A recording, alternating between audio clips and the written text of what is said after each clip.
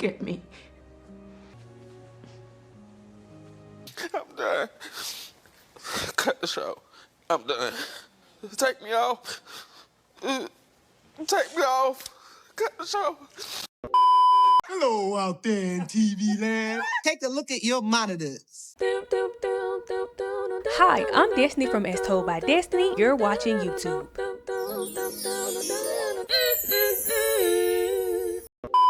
I can't believe this is something I'm willingly deciding to put myself through again, but I must be strong. Today I will be stepping back into the black movie universe to put some of the deaths from my favorite black movies on a tier list, ranging from it's something that still gets me to this day to something I really don't care that much about. I know this won't be good for my heart, but this is the kind of work the world needs, and if not me, then who? This tier list will consist of 6 categories. Category 1. This category is for the deaths that my heart has a hard time differentiating from fake and reality. It genuinely feels like I lost somebody I knew in real life, and I'm still waiting on my obituary and invite to the funeral so I can walk in there just like Big Red from the 5 Heartbeats, minus being the reason that person is in the casket. Category 2. My Shayla. My Shayla. This category is for the deaths that didn't leave me questioning my sanity like the first category, but I'm still not okay. Category 3. Damn.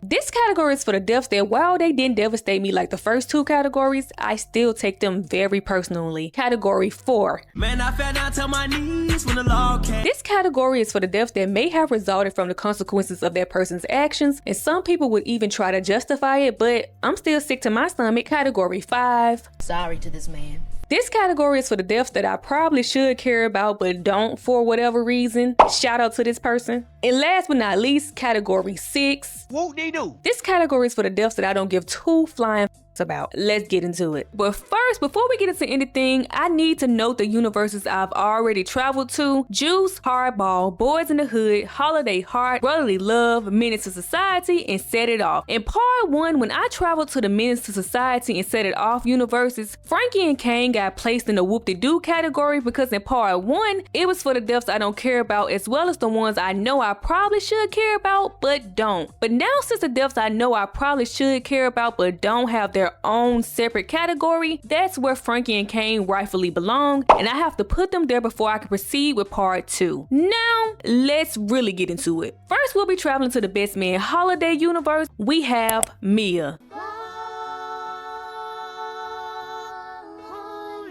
Now, maturing for me is definitely realizing that I have a powerful dislike for Mia and Lance's relationship. My fully developed frontal lobe hates everything about Mia and Lance, but this isn't about their relationship per se. That's another shitty topic for another day or another tier list, who knows. I said all of that to say that even with coming to terms with how much I dislike Mia and Lance's union and everything it stands for, somehow, some way, I still feel like what they shared was some kind of sick and twisted version of love that I would run barefoot over broken glass from, but I guess it was love. Mia and Lance's sick and twisted version of love, mixed with how long everybody in the friend group minus Robin and Candace had known each other, made the unveiling of her sickness very sickening. Mia.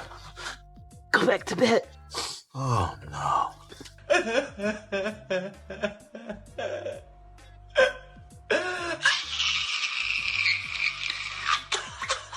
I don't know why them people went in that rain room and decided they needed to off Mia. It's actually very sinister now that I'm thinking about it, because the plot could have been centered around anything, but they decided taking out Mia is the route they needed to go. And once it's revealed in the movie that Mia is sick, they don't even give you the slightest bit of hope that she's gonna recover. The kids know that their mommy is sick, but they don't understand what's about to happen. So you just gotta sit through the next hour or so of that movie knowing Mia is headed for the upper room, and there's nothing that can be done about it. They quite literally prepare and prep you for Mia's death, and just like Lance, No, she can't go.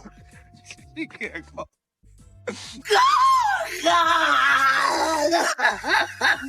I still wasn't ready. Next, we'll be traveling to the You Got Served universe. We have Lil Saint. Can I play, please? Next time.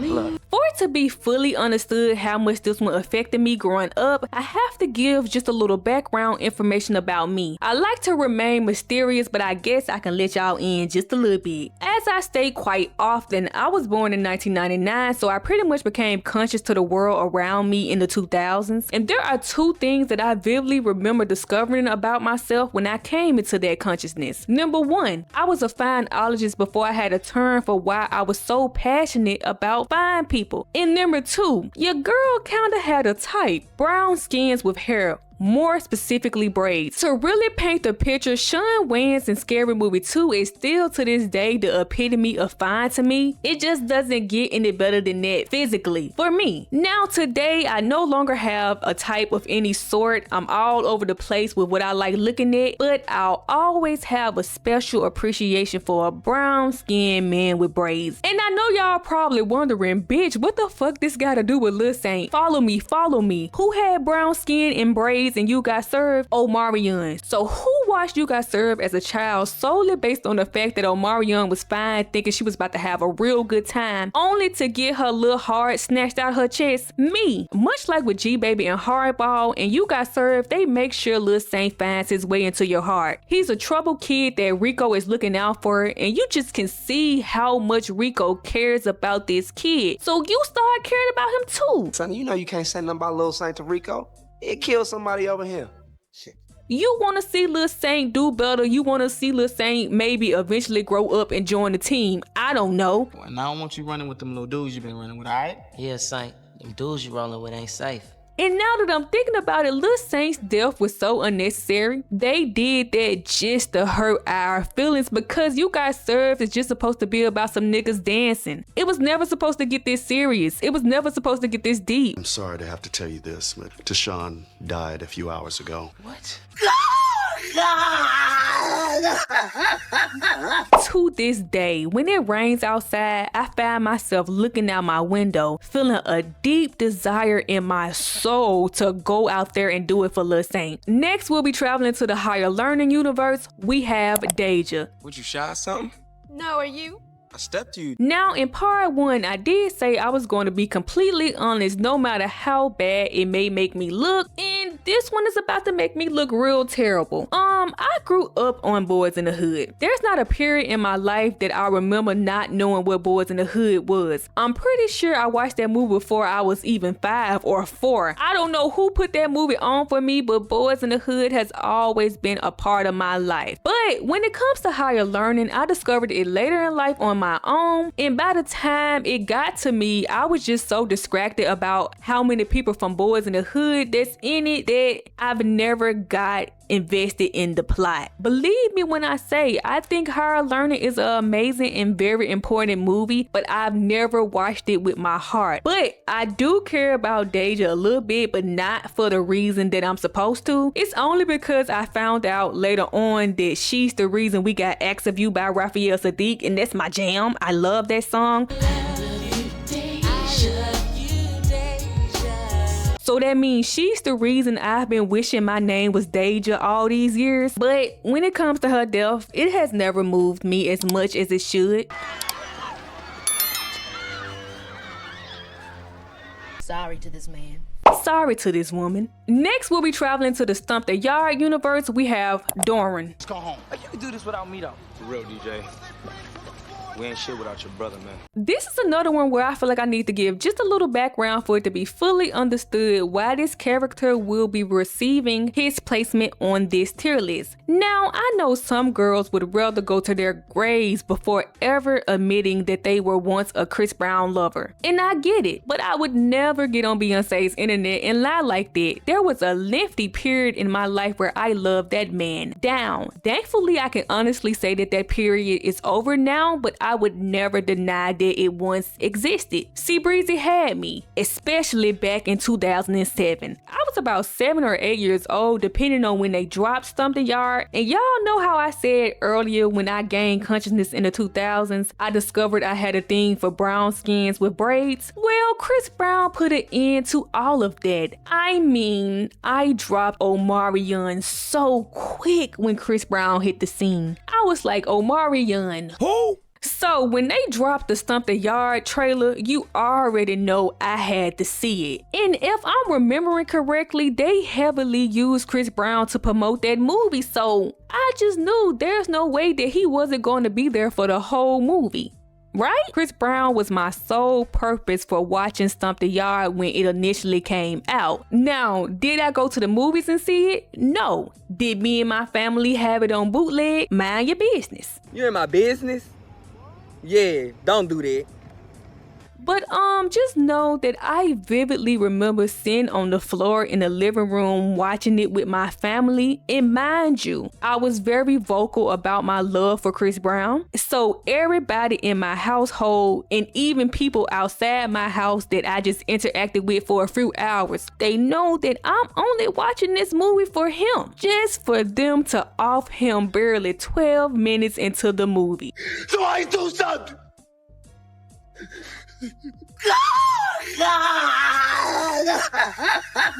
Oh, I was toe up. I can't lie. I was toe up. And last but not least, we'll be traveling to the Sinners universe where technically everybody dies except one person, so we're about to be here for a while. First up, we have Mary. I'll pay one of these field bitches in here to drag your ass out for you. Shit, you taught me how to fight. I'll beat up every bitch in here and you know it. She technically dies first, well at least the human version of her. And I think I want to go in the order in which they died for the people I actually care to talk about. Now, Sinners takes place over the course of one day. A day that starts off slow and beautiful and ends fast and tragic. We didn't get a whole lot of time with the characters. I mean, we only do them for a day, but despite that, a lot of them still managed to weasel their way into my heart. Mary was not one of them. I fully understand her background and her plight, but my feelings never got invested in her. When it gets to the part where she tells Stack that she wants to go out there and see about Remick and them, let me go talk to them and see about putting something real on the till. Come on. It's clear that she's walking out there to her death. The first time I watched Sinners and realized this, I said to myself, now why the hell would she take her ass outside? But I didn't find myself clutching my pearls and hoping she made it back in. I was only hoping that nobody I really cared about would get hurt. I'm sad as all, but I don't need no saving. Yes. Yes, you do. Sorry to this man. Sorry to this woman. Next, we have Cornbread. Hey, Cornbread! The saddest thing about Cornbread's death is thinking about what must have followed afterwards. Cornbread was just there to make some quick and easy money and go back home to his pregnant wife, something he never got the chance to do.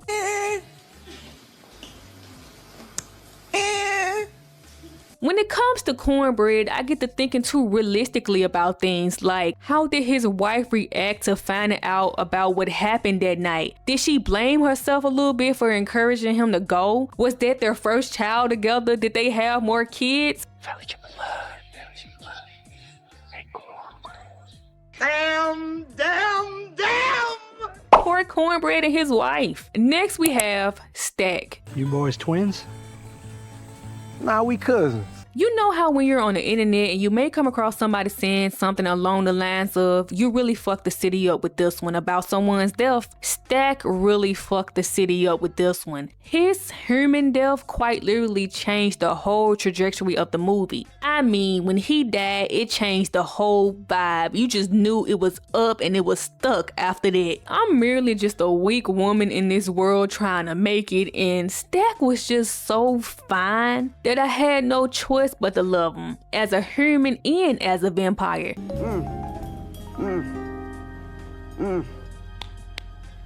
It was completely out of my control. But where am I even going with this? What is even the point? My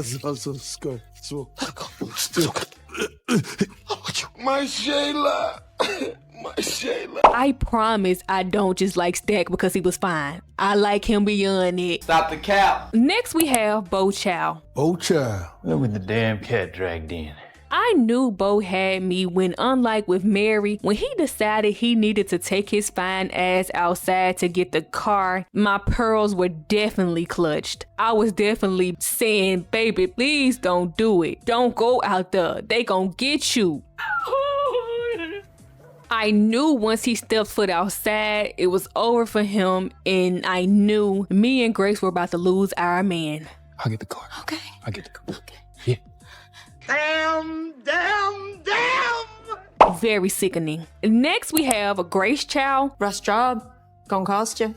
I'm listening. 20. I was definitely throwing up and extremely sick to my stomach the first time I watched Sinners and saw that Grace was the reason the vampires got in. And after my first watch, I definitely harbored ill will towards her. But after watching the movie at least 20 more times, I've learned to understand where Grace was coming from instead of judging her. She had herself fully convinced that Remick was going to go mess with her daughter, and with Bo being out there and part of the shit, Lisa would have definitely let him in. You know, there was and still is a lot of discourse around what Grace did, but I'm pretty sure a whole lot of people got somebody in their life that they probably would have done the same thing for. Now, do I wish that if Grace was going to invite the vampires in, that she would have had a little more fight in her? Come on in, you motherfucker. How you doing?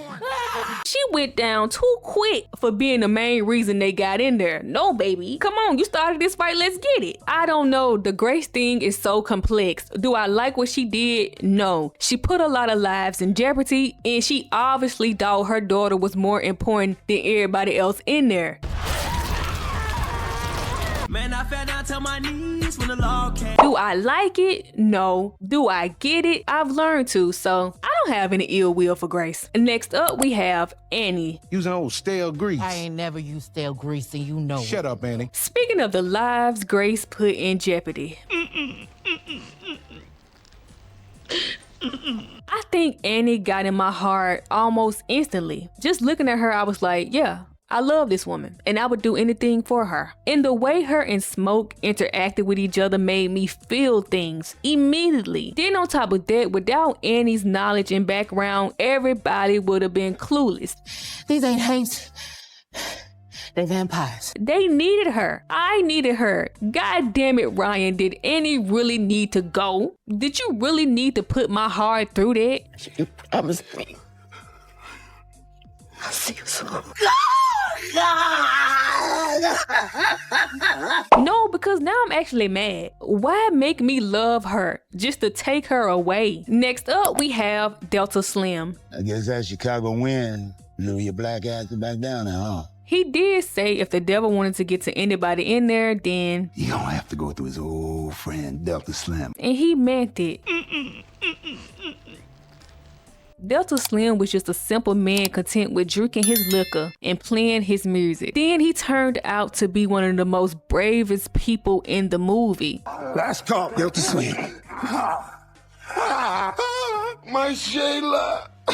My Shayla. I loved him on first sight, and then they took him from me. They took everybody from me in this one.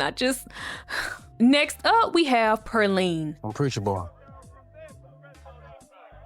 Perlene. I'm gonna be honest, me and Perlene started off a little rocky. She was too eager to cheat on her husband, and then she had the nerve to be playing childish games when it came to eating that garlic. I don't much like the taste of it. Like that was the most absurd thing getting ate that night. Perlene, please. But still, somehow Perlene managed to get in my heart. And I'm willing to admit that this one might be directly linked to Fineology. Perlene was fine. And as I stated, I'm merely just a weak woman trying to navigate Earth. Perlene got me. She got me. Go, Perlene. Damn. I would have named my band after her too. And next up, we have Smoke. Can't have some nigga talking about how he almost robbed the twins. Shit, I make you throb right there. I swear to God, I was just about to say my throbbing. When it comes to Smoke, the first thing that comes to mind is, I love the way you are. Fulfill your every desire. All of a sudden, I hear this noise, and it sounds like a freaking cat is being strangled. Your wish is my command. I wanna cater to my man. She's not talented. She's not a songstress. Anytime I listen to Cater to You, I'm completely baffled on why anybody would feel that way about a man. Then I remember somewhere off in a fictional universe, Smoke does exist. And I get it. I completely get it. When I hear Cater to You, I just think about Smoke now. It's actually quite ridiculous. Did I really fall in love with a fictional character? Of course, I'm always falling in love with fictional characters. That's my problem now. Michael B. Jordan deserved the hell out of that Oscar because Smoke and Stack are two completely different people. In my mind, in my heart, I quickly became a Smoke girl on my first watch. I mean, soon as Stack passed the cigarette to him, I was in love. I don't know. I connected my feelings with his, and out of everybody in the movie, he's the one I felt the most for, and I just had to sit there and watch my baby be tortured, losing this child, losing his brother, losing our woman. It was too much. It was too much.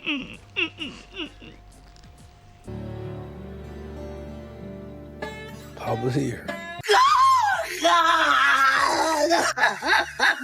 At least we got to see him with Annie and his child. That's something, but it still doesn't soothe my pain. I'm still hurt. I still wake up in the middle of the night with cold sweats. And last but not least, we have Remick. This because we're... Remick did a lot of things that night, but what I took the most personal was him being responsible for Annie's death. He killed Mary, who killed Stack, who killed Annie. I'm not even going to take too much time when it comes to Remick. I'm not going to beat around the bush. There's literally only one place he could go. Whoop-de-doo. I'm not even about to play around with it. How do I say goodbye to what we had? The good times that made us laugh outweigh the bad.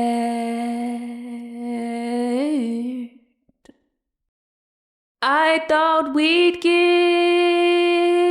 to see forever, but forever's gone away. It's so hard to say goodbye to yesterday.